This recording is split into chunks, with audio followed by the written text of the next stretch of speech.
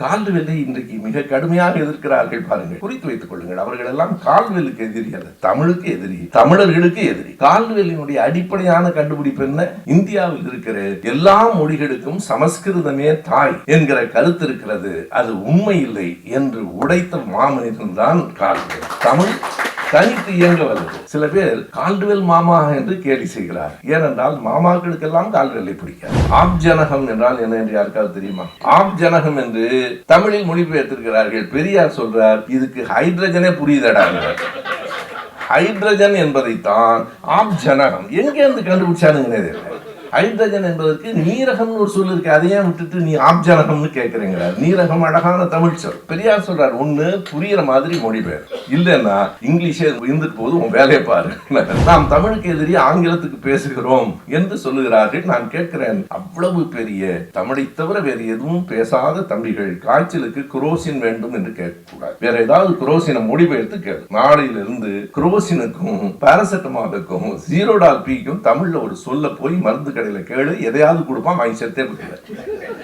5000 மைல்களுக்கு அப்பால் இருக்கிற ஆங்கிலத்தை நீங்கள் ஏற்றுக்கொள்வீர்கள், பக்கத்தில் இருக்கிற சமஸ்கிருதத்தை ஏற்க மாட்டீர்களா என்பதுதான் இவர்கள் திரும்ப திரும்ப வைக்கிற ஒரு வாதம். நமக்கு தாய்மொழி அந்நிய மொழி என்று 2 மொழிகள். நம் மொழி தாய்மொழி, அதை தவிர மற்ற எல்லா மொழிகளும் அந்நிய மொழி. அது அருகில் இருந்தாலும் அந்நிய மொழி தான், 1000 மைல்களுக்கு அப்பால் இருந்தாலும் அந்நிய மொழி தான். நான் ஈழத்திற்கு ஆதரவாக போராட்டங்களை நடத்தும் போது ஒரு முறை தீப்பந்தம் ஏந்தி ஊர்வலம் என்கிற ஒரு போராட்டத்திற்கு அனுமதி கேட்ட நேரத்தில் காவல்துறையில் மிகுந்த அச்சமுடையவர்களாக, என்ன தீப்பந்தெல்லாம் எடுத்துட்டு போறீங்க, இது வன்முறை, இது அனுமதிக்க முடியாது என்று விட்டார். ஒரு வாரத்திற்கு பிறகு சற்று சிந்தித்து ஈழச் சுடர் ஏந்தி போராட்டம் ஊர்வலம் என்றே அனுமதி கொடுத்து விட்டார். தீப்பந்தம் சுடும் என்றால் சுடரும் சுடும். திராவிடம் என்பது தமிழுக்கு முரண் என்று யார் சொன்னார்கள்? திராவிடம் தான் தமிழுக்கு அரண்.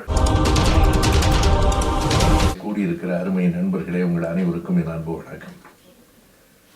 ஆசிரியர் இறுதியாகத்தான் பேசுவார், ஆனாலும் தலைமை உரை என்பதால் கவிஞர் முதலில் பேசுகிறார் என்ற போது எனக்குள் ஒரு அச்சம் வந்தது. அவர் புத்தகங்களை படித்து விடுவார், படித்ததை எல்லாவற்றையும் சொல்லியும் விடுவார்.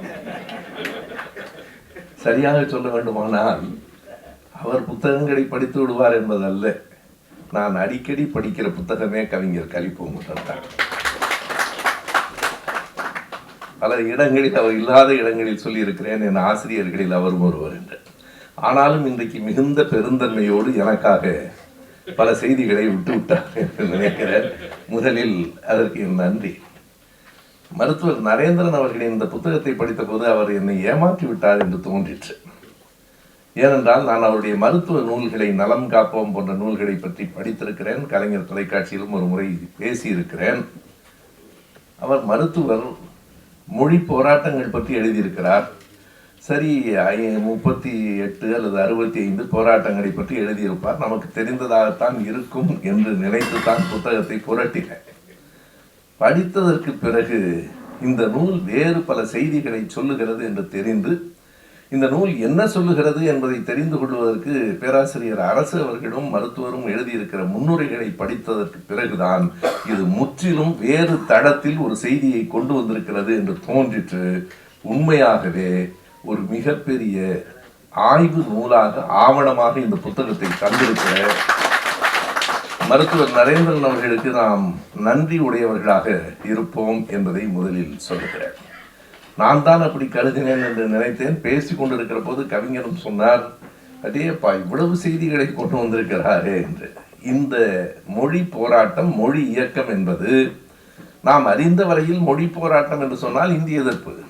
அதுவும் நம்முடைய பிரின்ஸ் சொன்னதற்கு பிறகு எல்லா இடங்களிலும் பராசக்தி. இன்னொரு செய்தியை சொல்ல வேண்டும், பராசக்தியிலே தீ பரவட்டும் என்கிற தொடர் பெரிதாக பேசப்பட்டது. அதை தணிக்கை குழு அனுமதிக்கவில்லை. அவர்கள் தீ பரவுவதையெல்லாம் பத்திரமாக பார்த்து கொண்டு அதை மாற்றி நீதி பரவட்டும் என்று படத்திலே வந்த சில நேரங்களில் சில சொற்கள், நான் ஈழத்திற்கு ஆதரவாக போராட்டங்களை நடத்தும் போது ஒரு முறை தீப்பந்தம் ஏந்தி ஊர்வலம் என்கிற ஒரு போராட்டத்திற்கு அனுமதி கேட்ட நேரத்தில் காவல்துறையில் மிகுந்த அச்சமுடையவர்களாக, என்ன தீப்பந்தெல்லாம் எடுத்துட்டு போறீங்க, இது வன்முறை, இது அனுமதிக்க முடியாது என்று விட்டார்கள். பிறகு நான் ஒரு வாரத்திற்கு பிறகு சற்று சிந்தித்து ஈழச் சுடர் ஏந்தி போராட்டம் ஊர்வலம் என்றே அனுமதி கொடுத்து விட்டார். தீப்பந்தம் சுடும் என்றால் சுடரும் சுடும், அது வேறு. ஆனால் அந்த அக்னி குந்தில் பெரிதென்றும் சிறிதென்றும் உண்டா? எனவே தீப்பந்தத்துக்கு மறுத்தவர்கள் அக்னி சுடருக்கு சரி, ஈழச்சுடர் என்றால் சரி என்றார்கள். அதுபோல தீ பரவட்டும் என்பது கூடாது என்று நீதி பரவட்டும் என்று அந்த படத்திலே வருகிறது. என்ன வியப்பென்றால், தீ பரவட்டும் என்பது அறிஞர் அண்ணா அவர்கள் கம்பராமாயணத்தை எதிர்த்து பேசிய அந்த உரை. அதை நாங்கள் கருஞ்சட்டை பதிப்பகத்தில் மறுபடியும் அண்ணாவினுடைய அந்த புத்தகத்தை கொண்டு வந்தோம். கடந்த புத்தக கண்காட்சியில் மிக கூடுதலாக விற்ற புத்தகம் தீ பரவட்டும். அதுவும் அவர்களை ஏமாற்றக்கூடாது என்று எங்கள் தோழர் லாரன்ஸ் ஒவ்வொருவரிடத்திலும் சொல்லிக் கொடுத்தார். ஐயா, இது அந்த தீ பரவட்டும் அல்ல, இது ராமாயணம் பற்றி அண்ணா இருக்கட்டும், தீ பரவட்டும் என்றுதான். அறிவு தீ பரவட்டும், அறியாமை இருள் அழியட்டும் என்கிற முழக்கத்தோடு அந்த தீ பரவட்டும் என்பதுதான். எனவே அதை பற்றிய நூலாக இருக்கும் என்று நான் கருதினேன். ஆனால் முற்று முழுக்க தமிழில் கதை சொல்லாக்கத்தில் எத்தனை பெரிய சிக்கல்கள் ஏற்பட்டன, எத்தனை குழுக்கள், எத்தனை மாநாடுகள், என்னென்ன விதமான தீர்வுகள் வந்தன என்பதையெல்லாம் நான் முதலில் குறிப்பிட்டதை போல ஒரு நூலாக அல்ல, ஆவணமாக மருத்துவர் ஆக்கி தந்திருக்கிறார். எல்லாம் தேதிகளோடு, எல்லாம் யார் யார் கலந்து கொண்டார்கள் என்கிற விவரங்களோடு. கண்டிப்பாக அடுத்த தலைமுறைக்கு நாம் எடுத்து செல்ல வேண்டிய நூல்களில் இது ஒன்று என்று நான் உறுதியாக நம்புகிறேன். இப்படி நடந்திருக்கிறது என்பதே பலருக்கும் தெரியாது. நம்முடைய போராட்டம் என்பது பல தடங்களில் நடந்திருக்கிறது. எப்படி மருத்துவர் பல்வேறு தடங்களிலே அவர் காலூன்றி இருக்கிறார் என்று சொன்னார்களோ, அதில் கூட எனக்கு என்ன வியப்பாக இருந்தது என்றால், மருத்துவத்துறையில், தமிழ் துறையிலெல்லாம் அவருக்கு ஒரு ஊற்றம் உண்டு என்பதை நாம் அறிவோம். நகைச்சுவை மன்றத்துக்கு அவர்தான் தலைவர் என்பது எனக்கு செய்தி. இவ்வளவு அழுத்தமாக இருக்கிறவர் நகைச்சுவை மன்றத்திலும் இருக்க முடியும் என்பதும் ஒரு நல்ல செய்தி தான். அந்த மொழிபெயர்ப்புக்கு யார் தலைவர் பாருங்கள், சீனிவாச சாஸ்திரி தலைவர். அதற்கு முன்னுரை எழுதுகிற நம்முடைய ராஜாஜி அவர்கள் எழுதுகிறார். ஒரு சமாதானம் பாருங்கள், ஒரு பஞ்சாயத்து. தனித்தமிழ் வெறியும் கூடாது, வடமொழி மோகமும் கூடாது. ஒரு சமாதானம், ஒரு பஞ்சாயத்து. இது தனித்தமிழ் வெறி அல்ல. பாருங்கள், நாடு முழுவதும் பஞ்சாயத்து நடக்கிறது. இப்போது உச்ச நீதிமன்றம் ஓய்வு பெற்ற நீதிபதி கிஷான் கவுல் என்பவரை நியமித்திருக்கிறது. எதற்கென்றால் ஒரு பஞ்சாயத்துக்காக. வடகலை தென்கலைக்கு இடையில் ஒற்றுமை. ஒரு நீதிபதியின் வேலை பாருங்கள், ஒரு ஓய்வு பெற்ற நீதிபதி. அவர் ஏன் அப்படி நியமிக்கப்படுகிறார் என்றால், இது ஒரு 120 ஆண்டு கால போராட்டம், வடகலைக்கும் தென்கலைக்கும். கவனத்தில் கொள்ளுங்கள், நம்பிக்கை உள்ளவர்களுக்கும் நாத்திகர்களுக்கும் இடையிலான போராட்டம் அல்ல. நாமம் ஒய்யா யூவா என்பதுதான். அது பற்றிய பழைய நிகழ்வும் நமக்கு தெரியும். 1918-19 அங்கே இருந்த யானைக்கு யூ நாமம் போடுவதா ஒய் நாமம் போடுவதா என்பது ஒரு வழக்கு. ஆங்கிலேயனுக்கு அது புரியவே இல்லை. இது எதற்கு, எந்த நாமம் போட்டால் என்ன? கடைசியாக 1919 ஆங்கிலேயர்களுடைய நீதிமன்றம் கொடுத்த தீர்ப்பு, ஒரு மாசம் யூ போடு, ஒரு மாசம் ஒய் போடு. மாற்றி மாற்றி போட்டார்கள். யானைக்கு எரிச்சல், யானை மதம் பிடித்து ஓடிவிட்டது. நான் இதனை சொல்லுகிற போது ஒரு மேடையில வலம்புரி ஜான் இருந்தார். சொன்னார், இல்ல தம்பி, நீ தப்பா சொல்ற, யானை மதம் பிடித்து ஓடவில்லை, மதம் பிடிக்காமல் ஓடிவிட்டது. 2 பேரும் மாற்றி நாமம் போட்டு யானை மதம் பிடிக்காமல் ஓடிவிட்டதப்பா என்று சொன்னார். இதற்கெல்லாம் நம் நாட்டில் பஞ்சாயத்து நடக்கிறது. இதற்கு ஒரு ஓய்வு பெற்ற நீதிபதி அமர்த்தப்படுகிறார் ஒரு பக்கம். எதற்கென்றால், ராஜாஜி ஒரு பஞ்சாயத்து செய்கிறார். தனித்தமிழ் வெறியும் கூடாது, வடமொழி மோகமும் கூடாது. என்ன பொருள் என்றால், கொஞ்சம் தமிழ் கொஞ்சம் சமஸ்கிருதம் இருக்கட்டும். அதுதான் அதனுடைய பொருள். உவேசா அவர்கள் சொன்னதை கவிஞர் சொன்னார். காரைக்குடியில் இருந்த மறைந்த என்னுடைய ஆசிரியர் ஐயா பழமணி அவர்கள் தான் எனக்கு அதை எடுத்து காட்டினார். தம்பி, உவேசாவை பற்றி உங்களுக்கு தெரியுமா, என்ன சொல்லியிருக்கிறார் பார்த்தாயா என்று வானொலியிலே பேசியிருக்கிறார். என்ன பேசியிருக்கிறார்? கவிஞர் சொன்னது போல, நீ ஒரு சாதாரண ஒருவனை பார்த்தால் சோறு தின்றாயா என்று கேட்கலாம். வேலைக்காரனை பார்த்து கனவானை எப்படி கேட்கக்கூடாது, போஜனம் ஆயிற்றா என்று கேட்க வேண்டும். கனவா இருந்தோடனே சமஸ்கிருதம் வந்துடும். போஜனம் ஆயிற்றா என்று கேட்க வேண்டும். 3ஆவதாக, நீங்கள் யாரையாவது பிராமணரை பார்த்தால் பிச்சை ஆகிற்றா என்று கேட்க வேண்டும். ஏன்னா அந்த பிச்சை எடுத்து பிச்சாந்தேவி தானே, என்று கேட்க வேண்டும் என்று உவேசா வானொலியில் பேசியதற்கு மறுப்பை செந்தமிழ் செல்வியில் கியாப்பே எழுதியிருக்கிறார். அதுதான் ஆசிரியர் பழனி அவர்கள் எனக்கு எடுத்துக் கொடுத்தார்கள். பாரு இதை கியாப்பே அதற்கு மறுத்து எழுதியிருக்கிறார் என்றார். ஆனால் பாருங்கள், சிலருக்கு உவேசாவும் பெரியார், கியாப்பேயும் பெரியார். அது ஒரு பக்கம் இருக்கட்டும். எனவே இந்த நேரத்தில் நாம் என்ன செய்திகளை பார்க்கிறோம் என்றால், அந்த மொழிபெயர்ப்பு குழு 3 கேள்விகளுக்கு பதிலளிக்க வேண்டிய கட்டாயத்தில் இருந்தது. எப்போது தொடங்குகிறது? 1923 நம்முடைய பாவை மாணிக்கநாயக்கர் போன்றவர்களை கொண்ட ஒரு குழு, தொடர்ந்து பல குழுக்கள். அதற்கு பின்னால் 40 சீனிவாச சாஸ்திரி தமிழன்பர்கள் மாநாடு. அந்த மாநாட்டுக்குள் அந்த செய்தி புத்தகத்தில் இல்லை, கவிஞர் சொல்லி இப்போதுதான் நானும் அறிந்து கொண்டேன். நம்முடைய குத்தூசி குருசாமியார் போன்றவர்கள் அந்த தமிழன்பர் மாநாட்டுக்கு உள்ளேயே போய், நீ தமிழில் மொழிபெயர்க்க வேண்டும், சமஸ்கிருதத்தை கொண்டு வருவதற்கு இங்கிலீஷ் இருந்து போது நீ என்ன என்கிற கேள்வி. இதற்கு ஐயா பெரியார் எழுதியிருக்கிற ஒரு செய்தியை பாருங்கள். அவர் எழுதுகிறார், நான் சொல்லுகிற 2 சொற்கள் இங்கே இருக்கிறவர்கள் யாருக்காவது புரிந்தால் பரிசு கொடுத்து விடலாம். ஆப்ஜனகம் என்றால் என்ன என்று யாருக்காவது தெரியுமா? பூதினி நாசினி என்று ஒரு சொற்கள். இதற்கு என்ன பொருள் என்று இவர்கள் தமிழில் மொழிபெயர்த்திருக்கிறார்கள், கவனிக்க வேண்டும். ஆப்ஜனகம் என்று தமிழில் மொழிபெயர்த்திருக்கிறார்கள். பெரியார் சொல்றார், இதுக்கு ஹைட்ரஜனே புரியுதடா. ஹைட்ரஜன் என்பதைத்தான் ஆப்ஜனகம் எங்கேருந்து கண்டுபிடிச்சானுங்க? சமஸ்கிருதத்திலிருந்து வரவழைத்து இந்த போதினி நாசினி என்பது வேறொன்றும் இல்லை, நச்சினிக்கு ஆன்டிபயாட்டிக், டிஸ்இன்ஃபெக்டன்ட் என்பதற்கு இப்படி ஒரு மொழிபெயர்ப்பு பெரியார் சொல்லுகிறார். ஒன்று, தமிழ்ல சரியா மொழிபெயர்த்துங்க. இன்னமும் ஐயா சொல்லுகிறார், ஹைட்ரஜன் என்பதற்கு நீரகம்னு ஒரு சொல் இருக்கு, அதையே விட்டுட்டு நீ ஆப்ஜனகம்னு கேட்குறீங்கிறார். நீரகம் அழகான தமிழ் சொல். இன்னைக்கும் நீங்க ஆக்சிஜன் என்னன்னா பிராணவாயுன்னு தான் நாங்கள்லாம் படித்தோம், பிராணவாயுன்னு. அதற்கு பிறகு உயிர் வழி என்று தனித்தமிழில் சொல்லப்பட்டது. வழின்னா புரியாது அப்படின்னு பலர் சொல்லுவாங்க. புரியும், வலி தெரியும் நமக்கு, இல்லைன்னா ஊசி வச்சு குத்துனா தெரியும். வழியும் தெரியும், இந்த வழி தெரியாது. ஏனென்றால் அந்த சொல் இப்போது வழக்கிலே அது காற்று என்று பொருள். இப்படி சொன்னால் எல்லோருக்கும் புரியும். சூறாவளி யாருக்காவது தெரியாதுன்னு சொல்லுவாங்க. சூறாவளி எல்லாருக்கும் தெரியும். சூறாவளி என்றால் சூறை காற்று, உயிர் வழி என்றால் உயிர் காற்று, அவ்வளவுதான் ஆக்சிஜன். மிக எளிமையாக நீங்கள் பெரியார் சொல்றார், ஒன்று புரிகிற மாதிரி மொழிபெயர், இல்லைன்னா இங்கிலீஷே இருந்துட்டு போது உன் வேலையை பாரு. எனவே இவர்கள் இந்த ஆப்ஜனகம் எல்லாம், ஐயா பெரியார் என்ன செய்தி என்றால், இவர்கள் எதை விட்டு விட்டு இன்றைக்கு எதை சொல்லுகிறார்கள்? ஐயா பாருங்க, மொழிபெயர்ப்பு வேண்டாம், ஹைட்ரஜன் இருக்கட்டும். எதற்கு பதிலாக ஹைட்ரஜன் இருக்கட்டும் சொன்னார்? நீரகம் என்று சொல், அல்லது ஹைட்ரஜன் இருக்கட்டும், ஆப்ஜனகம் என்பது யாருக்கும் புரியாத மொழியில் ஏன் பேசுகிறாய் என்று பெரியார் கேட்டார். அப்படியானால் எங்கேயோ இருக்கிற 5000 மைல்களுக்கு அப்பால் இருக்கிற ஆங்கிலத்தை நீங்கள் ஏற்றுக்கொள்வீர்கள், பக்கத்தில் இருக்கிற சமஸ்கிருதத்தை ஏற்க மாட்டீர்களா என்பதுதான் இவர்கள் திரும்ப திரும்ப வைக்கிற ஒரு வாதம். நமக்கு தாய்மொழி அந்நிய மொழி என்று 2 மொழிகள் உண்டு. நம் மொழி தாய்மொழி, அதை தவிர மற்ற எல்லா மொழிகளும் அந்நிய மொழிகள். அது அருகில் இருந்தாலும் அந்நிய மொழி தான், 1000 மைல்களுக்கு அப்பால் இருந்தாலும் அந்நிய மொழி தான். அந்நியம் என்பது இந்த இடைவெளி தூரத்தை பொறுத்தது அல்ல.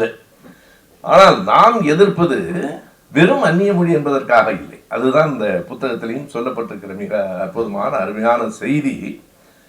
நம்முடைய பேராசிரியர் வி அரசு அவர்கள் முன்னுரையில் மிகச் சரியாக எழுதுகிறார். இந்த தமிழ் மரபும் சமஸ்கிருத மரபும் என்ன அடிப்படை வேறுபாடு? சமஸ்கிருதம் என்பது, மறுபடியும் நான் அழுத்தமாக சொல்ல விரும்புகிறேன், அது வெறும் மொழி இல்லை, அது ஒரு பண்பாட்டு வல்லாண்மை. அது வெறும் மொழி இல்லை, மொழியாக இருந்தால் இருந்துவிட்டு போகட்டும். ஆனால் அது நம் மீது ஆதிக்கம் செலுத்துவதற்காக அந்த மொழி வருகிறது. மொழி வருகிற போதே அதோடு சேர்ந்து அதனுடைய பண்பாடு வருகிறது. பண்பாடு வருகிற போது ஏற்றத்தாழ்வும் வந்து சேருகிறது. அது நமக்கு அருகில் அமரவில்லை, நம் தோளில் அமர்கிறது. எனவேதான் எதிர்க்கிறோம். பேராசிரியர் அரசு மிக சரியாக அதனை எடுத்து சொல்லுவார். எப்படி என்றால், தமிழ் மரபுக்கும் சமஸ்கிருத மரபுக்குமான வேறுபாடு, இயற்கையை ஏற்றுக்கொண்ட அவைதீக மரபு தமிழ் மரபு. வைதிகத்தை ஏற்கல, இயற்கையை ஏற்றுக்கொண்ட அவைதீக மரபு தமிழ் மரபு. கடவுள் என்னும் செயற்கையாக உருவாக்கப்பட்ட ஒன்றை ஏற்றுக்கொண்ட வைதீக மரபு சமஸ்கிருத மரபு. நமக்கு முன்னால் இருக்கிற கேள்வி தமிழா சமஸ்கிருதமா என்பது மட்டுமல்ல, வைதீகமா அவைதீகமா என்பது, அறிவியலா மூட நம்பிக்கையா என்பது. எனவே இந்த கேள்விகளை எல்லாம் உள்ளடக்கித்தான் அந்த கலை சொல்லை ஆக்குகிற போது 3 விதமான கோட்பாடுகள் இருந்தன. ஒன்று, நல்ல தமிழில் அவற்றை கொண்டு வர வேண்டும். இல்லையானால் சமஸ்கிருத மொழியை கடன் வாங்கி சேர்த்துக் கொள்ள வேண்டும். மூன்றாவது, இந்த இரண்டும் வேண்டாம், ஆங்கில சொற்களையே பயன்படுத்தி விட்டு போகலாம். சில நேரங்களில் நம்மால் தவிர்க்க முடியாது. இப்படி சொன்னவுடனே நாம் தமிழுக்கு எதிரி ஆங்கிலத்துக்கு பேசுகிறோம் என்று சொல்லுகிறார்கள். நான் கேட்கிறேன், அவ்வளவு பெரிய தமிழை தவிர வேறு எதுவும் பேசாத தம்பிகள் காய்ச்சலுக்கு குரோசின் வேண்டும் என்று கேட்கக்கூடாது. வேற ஏதாவது குரோசினை மொழிபெயர்த்து கேளு. நாளையிலிருந்து குரோசினுக்கும் பாராசெட்டமாலுக்கும் ஜீரோடால் பிக்கும் தமிழ்ல ஒரு சொல்ல போய் மருந்து கடையில கேளு, எதையாவது கொடுப்பான், வாங்கி சேர்த்தே கொடுக்கல. நீங்கள் மொழிபெயர்க்க கூடாது என்று நாம் சொல்லவில்லை. ஐயா அதுதான் சொல்றார், கூடாதுன்னு சொல்லல.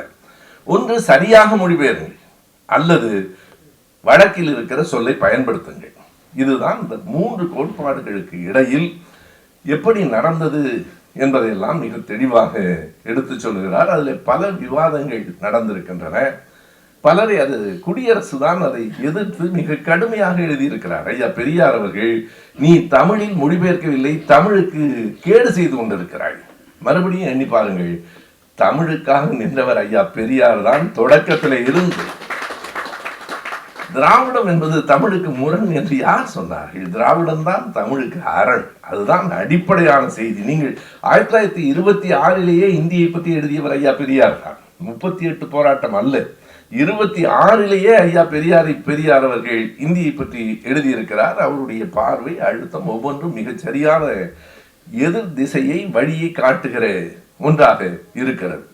அதில் நடந்த அந்த சிக்கல்கள், கலை சொல்லாக்கத்தில் என்னென்ன மாறுதல்கள் வந்தன, எப்படி அந்த குழுக்கள் அமைக்கப்பட்டன, அவர்கள் கொண்டு வந்திருக்கிற அந்த மொழிபெயர்ப்புகள் எல்லாம் எப்படி இருந்தன என்கிற எல்லாவற்றையும் ஆண்டு, மாதம், தேதியோடு மருத்துவர் நரேந்திரன் அவர்கள் அந்த புத்தகத்தில் எழுதியிருக்கிறார். எத்தனை குழுக்கள், 23 to 40 வரைக்கும், ஒவ்வொரு குழுவிலையும் என்னென்ன மாற்றங்கள் நடந்தன என்பதையெல்லாம் எழுதியிருக்கிறார். இதில் எது மிக இன்றியமையாத ஒன்று என்றால், ஒரு தளத்தில் மட்டுமில்லை, பல்வேறு தளங்களில் மொழி போராட்டம் நடந்திருக்கிறது. நாம் எடுத்துக்கொள்ளுகிற இந்திய எதிர்ப்பு போராட்டம் என்பது ஒரு தளம். ஆனால் அது மட்டுமே இல்லை.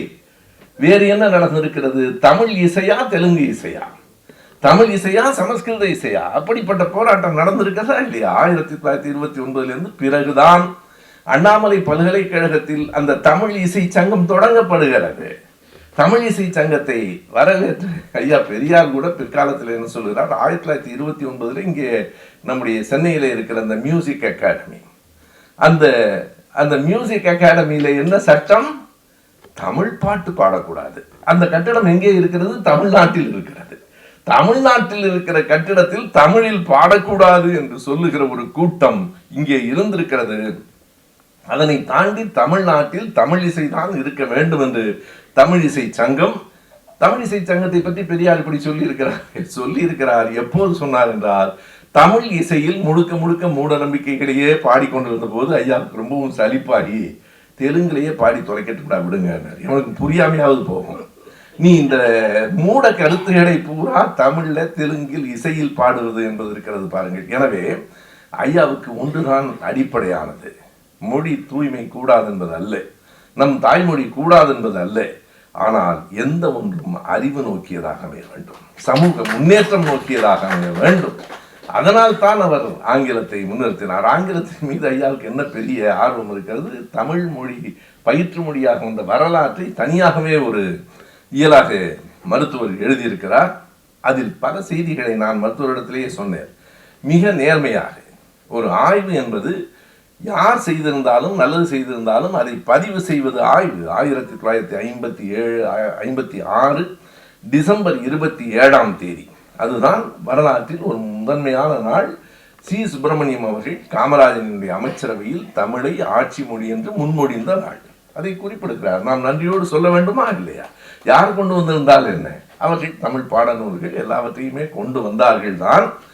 ஆனால் என்ன ஆயிற்று? பிறகு அறிஞர் அண்ணா அவர்கள் 2 செய்திகளை நாம் கவனத்தில் கொள்ள வேண்டும்.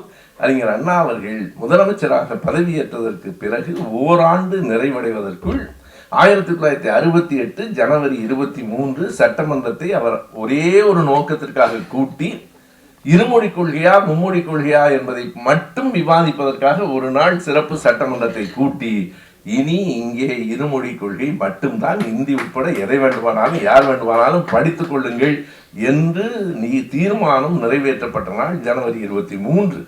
நாம் உண்மையாகவே ஜனவரி 25 ஒரு போராட்ட நாள் என்றால் ஜனவரி 23 ஒரு மிகப்பெரிய தீர்வை கொண்டு வந்த நாள்.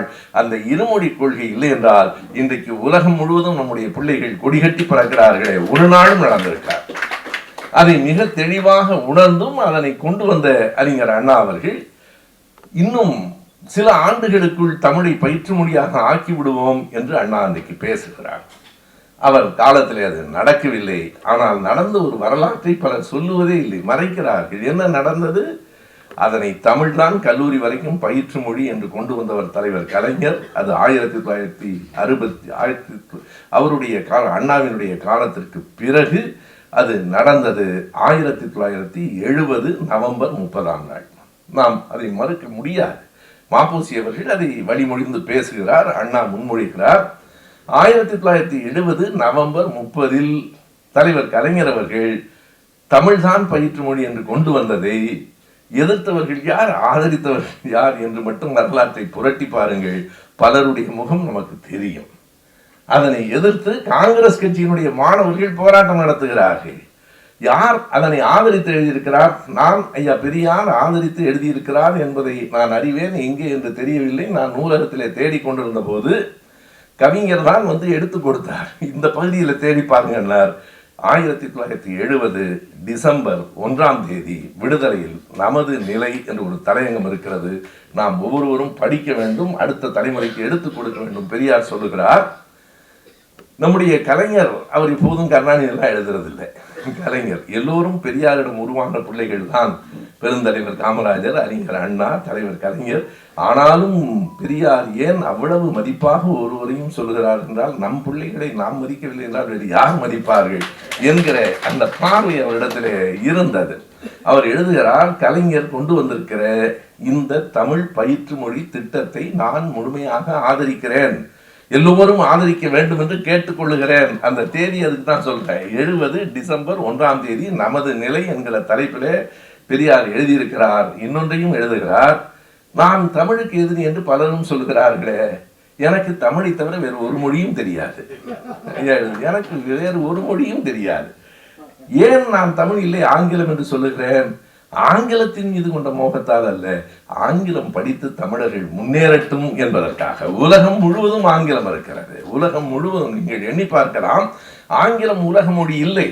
மிக குறைவான எண்ணிக்கையில தான், கூடுதல் எண்ணிக்கையில பேசப்படுகிற மொழி என்று பார்த்தால் சீன மொழி. அவர்கள் மக்கள் தொகையில அதிகம். ஆனால் நீங்கள் சீன மொழியை வைத்துக்கொண்டு ஐரோப்பாவில் வாழ முடியாது. சீன மொழியை கற்றுக்கொண்டு நீங்கள் தென் அமெரிக்காவுக்கு போக முடியாது. தெரியுமோ தெரியாதோ, ஆங்கிலம் தெரிந்து கொண்டால் அரைகுறையாகவாவது நீங்கள் உலகத்திற்கு போய் வந்துவிட முடியும் என்பது உண்மை. அதைத்தான் பெரியார் சொல்லுகிறார். எனவே தமிழர்கள் முன்னேறுவதற்கு ஆங்கிலம் பயன்படட்டும். ஆங்கிலத்தை நாம் ஏற்கிறோம், சமஸ்கிருதத்தை எதிர்க்கிறோம், இந்தியை எதிர்க்கிறோம். என்ன காரணம்? எல்லாம் அந்நிய மொழிகள் தான். ஒன்று, ஆங்கிலம் நமக்கு பயன்படுகிறது, இந்தியும் சமஸ்கிருதமும் நம்மை பயன்படுத்துகின்றன. அதுதான் வேறுபாடு. நம்மை அடிமைகளாக ஆக்குகிற மொழிகளாக இந்தியும் சமஸ்கிருதமும் இருக்கின்றன. நமக்கு வேலை வாய்ப்புகளை பெற்றுத் தருவதற்கும் உலக அறிவியலை அறிந்து கொள்வதற்கும் ஆங்கிலம் உதவுகிறது. எனவேதான் நான் ஆங்கிலத்தை சொல்லுகிறேனே தவிர வேறு என்ன எனக்கு ஆங்கிலத்தில் இருக்கிறது? எனக்கு தமிழ் மொழி தான் தெரியும், வேறு மொழி தெரியாது. கடைசியாக ஐயா எழுதுகிறார், என்னால் சரியாக எழுந்து நிற்கக்கூட முடியாத நிலையில் இருக்கிறேன். மக்கள் கலைஞரை பின்பற்றி அந்த கருத்துக்களை ஏற்றுக்கொண்டு படிக்க வேண்டும் என்று பெரியார் எழுதியிருக்கிற, அவருடைய 91வது வயதில் எழுதியிருக்கிற அந்த செய்திகளை எல்லாம் பார்க்கிற போது எத்தனை தொலைநோக்கோடு பெரியார் இழந்திருக்கிறார். எதற்காக இவற்றை எதிர்த்திருக்கிறார்? பெரியார் மட்டுமல்ல, நம்முடைய இயக்கங்கள் மட்டுமில்லை. நீங்கள் வங்காளத்திலே ஈஸ்வர சந்திர வித்யாசாகர் என்கிற சமஸ்கிருதத்தில் பெரும்புலமை வாய்ந்தவர். அவர் சமஸ்கிருதத்தை எதிர்த்தாரா இல்லையா? வித்யாசாகர் எதற்காக சமஸ்கிருதத்தை எதிர்த்தார்? அவருக்கு சமஸ்கிருதம் மிக நன்றாக தெரியும். சமஸ்கிருதக்காரர்களை விட அவருக்கு மிக நன்றாக தெரியும். ஏன் எதிர்த்தார் என்றால், வித்யாசாகர் சொல்லுகிறார், சமஸ்கிருதம் என்கிற மொழியை நான் எதிர்க்கவில்லை. என் மீது கொண்டு வந்து திணித்து என் தோளில் ஏறி அமர்வதை நான் எதிர்க்கிறேன். வங்காளத்தில் வங்க மொழிதான் இருக்க வேண்டும் என்று சமஸ்கிருத புலவரான வித்யாசாகர் சொன்னதை நாம் கணக்கிலே எடுத்துக்கொள்ள வேண்டும்.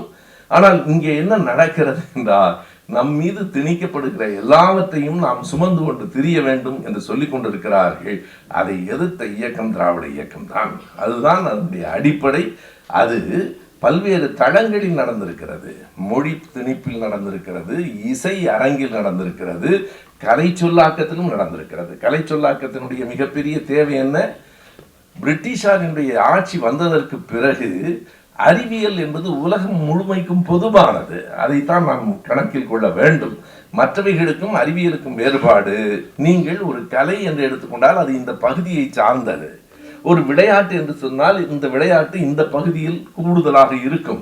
ஆனால் அறிவியல் என்பது உலகம் முழுமைக்கும் பொதுமையானது, எல்லோருக்கும் தேவையானது. நான் நேற்றைக்கு கலைஞர் தொலைக்காட்சியில் பேசுகிற போது இந்த ஸ்டெத்தாஸ்கோப் என்று சொல்லுகிற ஒரு கருவி பற்றி பேசினேன். அது எப்போது கண்டுபிடிக்கப்பட்டது, எதற்காக கண்டுபிடிக்கப்பட்டது, முன்பெல்லாம் என்ன நடந்தது? ஆணாக இருந்தாலும் பெண்ணாக இருந்தாலும் மார்பகத்திலே மருத்துவர்கள் காது வைத்து கேட்டு அந்த ஒலியை அறிந்து வைத்தியம் செய்ய வேண்டும். இது சில சங்கடமான சூழலை உருவாக்கிற்று. அன்றைக்கு பெண் மருத்துவர்கள் இல்லை, ஆண்கள் தான் மருத்துவர்கள்.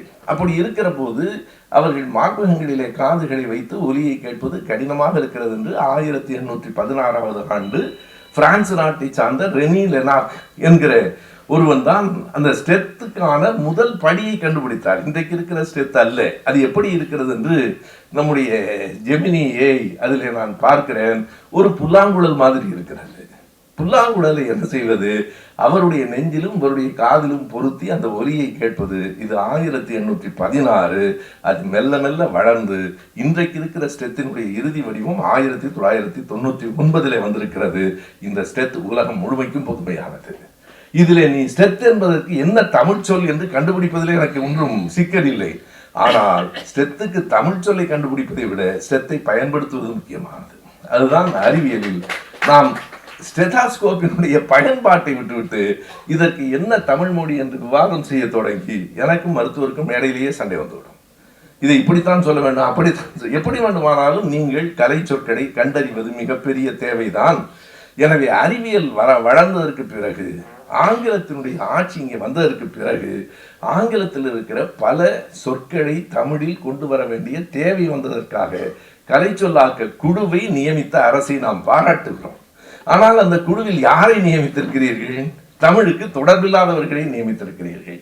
இதைத்தான் கால்டுவெல் மிக அருமையாக சொன்னார். உண்மையாக கால்டுவெல்லை இன்றைக்கு மிக கடுமையாக எதிர்க்கிறார்கள். பாருங்கள், குறித்து வைத்துக் கொள்ளுங்கள். அவர்கள் எல்லாம் கால்டுவெல்லுக்கு எதிரி அல்ல, தமிழுக்கு எதிரி, தமிழர்களுக்கு எதிரி.